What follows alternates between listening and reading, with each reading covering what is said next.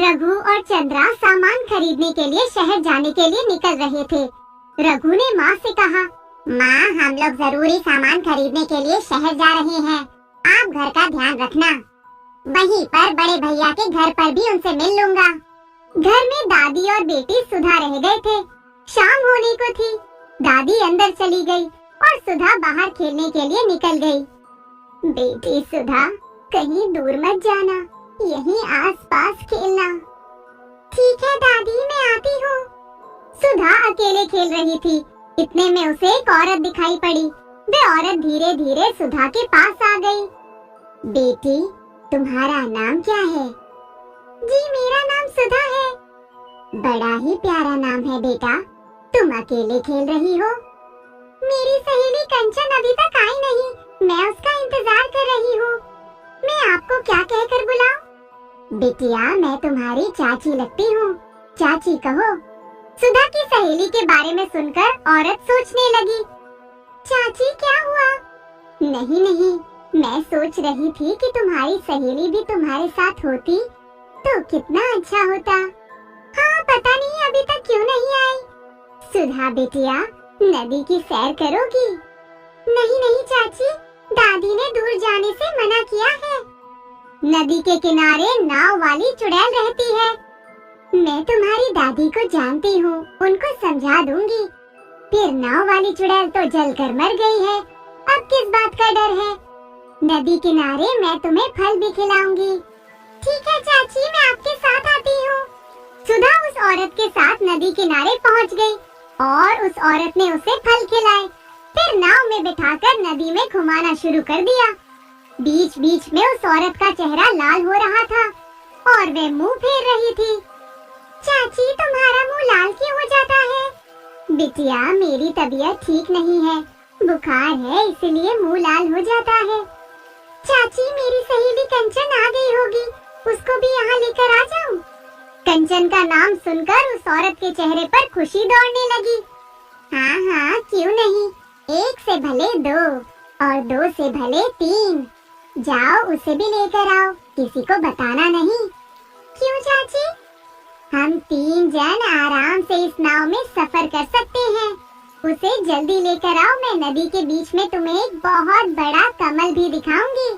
ठीक है चाची, मैं कंचन को लेकर तुरंत आ जाऊंगी। उस औरत का चेहरा खिल उठा था। सुधा किनारे पर उतरी और भागते हुए कंचन को लाने के लिए चली गई। कुछ देर के बाद सुधा कंचन को लेकर आ गई और उस औरत के साथ नाव पर बैठ गई। नाव नदी में आगे बढ़ने लगी। नदी के किनारे एक पंडित जी ने उन तीनों को नाव में देख लिया। पंडित जी का माथा ठनक गया। वे समझ गए कि दाल में कुछ काला है। नाव जब कुछ आगे बढ़ी तब अचानक वह औरत एक चुड़ैल के रूप में बदल गई। चाची, आपका चेहरा कैसे बदल गया? मैं कोई चाची वाची नहीं हूँ, मैं एक चुड़ैल हूँ। आज अच्छा हुआ तुम्हारे साथ तुम्हारी सहेली भी आ गई। हमें छोड़ दो, मैं हाथ जोड़ रही हूँ। दोनों बहुत ही ज्यादा डर गई थी और ज्यादा बोल भी नहीं पा रही थी। ऐसे कैसे छोड़ दूँ? तुम दोनों की वजह से ही तो अब मेरी शक्ति बढ़ेगी। दोनों बच्चियां नदी के अंदर होने के कारण भाग भी नहीं सकती थी। वे अपने आप को असहाय महसूस कर रही थी। हे भगवान, हमें बचा लो, हम ऐसी गलती कभी नहीं करेंगे। इतने में चुड़ैल ने देखा पंडित जी कुछ गांव वालों के साथ एक दूसरी नाव में बैठकर नदी में आ रहे हैं। चुड़ैल अपनी नाव तेजी से आगे बढ़ाना चाहती थी। पंडित जी ने मंत्रोच्चारण शुरू कर दिया। चुड़ैल नाव तेजी से भगाना चाहती थी, लेकिन सफल नहीं हो रही थी। उसने दोनों बच्चियों को पकड़कर नदी में गिराना चाहा, लेकिन मंत्र शक्ति के प्रभाव से उसकी शक्ति कमजोर हो गई। पंडित जी ने अपने दिव्य मंत्र का प्रयोग किया और जैसे चुड़ैल बंद सी गई। उसके हाथ पैर नहीं हिल रहे थे, वह गुस्से से लाल पीली हो रही थी। पंडित जी और गांव वालों की नाव करीब आ चुकी थी। ए दुष्ट चुड़ैल, अब तेरा खेल खत्म हुआ। इन दोनों बच्चियों को हमारे हवाले कर दे, नहीं तो मैं तुझे जला दूंगा। नहीं नहीं, मुझे मत जलाना। आप लोग जैसा कहोगे मैं वैसा ही करूंगी। बच्चियों, तुम दोनों जाओ। गांव वालों ने दोनों बच्चियों को चुड़ैल की नाव पर से अपनी नाव पर ले लिया। दोनों बहुत डरी हुई थी। ए चुड़ैल, तू वापस कैसे आ गई?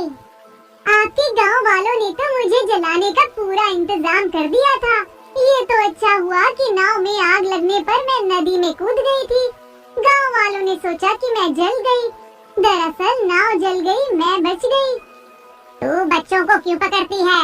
इन्होंने तेरा क्या बिगाड़ा है? मैं अपनी शक्ति बढ़ाना चाहती थी। इन्हें भी मैं चुड़ैल बनाना चाहती थी। आपने मेरा सारा खेल बिगाड़ दिया। अब तू यहाँ से सदा के लिए चली जा। अगर तू वापस आई तो मैं तुझे जला दूंगा। पंडित जी, ये चुड़ैल फिर से वापस आ जाएगी। मैंने ऐसे मंत्र से इसे बांध दिया है कि अब ये कभी वापस नहीं आएगी। अगर आई भी तो ये किसी का बाल भी बांका नहीं कर पाएगी। इस तरह से पंडित जी और गांव वाले दोनों बच्चियों को नाव वाली चुड़ैल के चंगुल से छुड़ाकर गांव में वापस आ गए। अंकुर एक बहुत ही शैतान बच्चा रहता है और उसके घर में सभी उसकी शैतानी से बहुत परेशान रहते हैं। अंकुर के पापा पुलिस में होते हैं। जब भी अंकुर कोई शैतानी करता तो अंकुर के पापा उसको कहते कि वे उसे जादुई जेल में डाल देंगे। जादुई जेल सुनकर अंकुर बहुत खुश हो जाता है। वे सोचता कि जादुई जेल में उसे बहुत सारे खिलौने मिलेंगे और वे वहाँ बहुत मस्ती कर सकता है। एक दिन अंकुर स्कूल से बीच में ही आ जाता है। तब अंकुर के पापा कहते हैं, अंकुर, तुम इतनी जल्दी स्कूल से कैसे आ गए? आज हमारे स्कूल की जल्दी छुट्टी हो गई। ठीक है। लेकिन अब अंकुर रोज ही स्कूल से जल्दी आ जाता है तो अंकुर के मम्मी पापा को शक होने लगता है। अंकुर के पापा अंकुर के स्कूल जाते हैं और पूछते हैं कि रोज जल्दी छुट्टी क्यों हो जाती है। तो उन्हें पता चलता है कि कई दिनों से अंकुर स्कूल ही नहीं आ रहा। पापा को बहुत गुस्सा आता है। वे घर आते हैं। तुम रोज स्कूल क्यों नहीं जाते? आज मैं तुम्हें जादुई जेल में बंद ही कर दूंगा। और अंकुर के पापा उसे लेकर जादुई जेल में बंद कर देते हैं। अंकुर तो खुश हो जाता है, लेकिन अंकुर जैसे ही अपनी मनपसंद चीज मांगता है उसे उसका उल्टा ही मिलता है। अब अंकुर वहाँ दुखी हो जाता है। वे पापा को कहता है, पापा, मैं कभी भी ऐसा नहीं करूँगा, मुझे बाहर निकाल लो। इतने में जेल से आवाज आती है, तुमने सबको बहुत परेशान करके रखा है। तुम इतनी जल्दी से इस जादुई जेल से बाहर नहीं निकल सकते। मैं माफी मांगता हूँ, मैं अब ऐसा फिर नहीं करूँगा। अंकुर के पापा को दया आ जाती है। वे अंकुर को उस जादुई जेल से बाहर निकालते हैं। जेल से बाहर आने के बाद कुछ दिन अंकुर ठीक रहता है, लेकिन कुछ दिनों बाद उसकी वही शरारत फिर शुरू हो जाती है। इस बार अंकुर के पापा अंकुर को जेल में नहीं डाल सकते थे, क्योंकि अगर वे इस बार उसे जेल में डालते तो अंकुर हमेशा के लिए उस जादुई जेल में बंद हो जाता। अंकुर के पापा अंकुर को समझाते हैं, देखो अंकुर, तुम सुधर जाओ, नहीं तो मैं तुम्हें फिर से जेल में डाल दूंगा। आप इस बार मुझे जेल नहीं भेज सकते, क्योंकि मैंने आपको और मम्मी को बात करते हुए सुना था कि अगर आप इस बार मुझे जेल भेजोगे तो मैं हमेशा के लिए उसमें बंद हो जाऊंगा, और आप मुझसे बहुत प्यार करते हो। अब अंकुर के माता पिता को कुछ नहीं समझ आता कि वे क्या करें।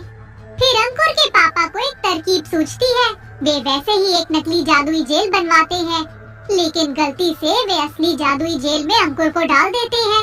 जब उन्हें पता चलता है तो वे बहुत पछताते हैं और अंकुर के डर का तो ठिकाना ही नहीं रहता।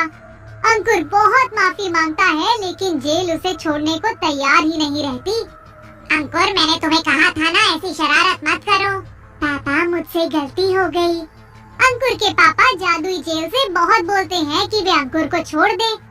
आपका बेटा छूट जाएगा, लेकिन तब जब ये पूरी तरह ऐसी शरारत करना छोड़ देगा।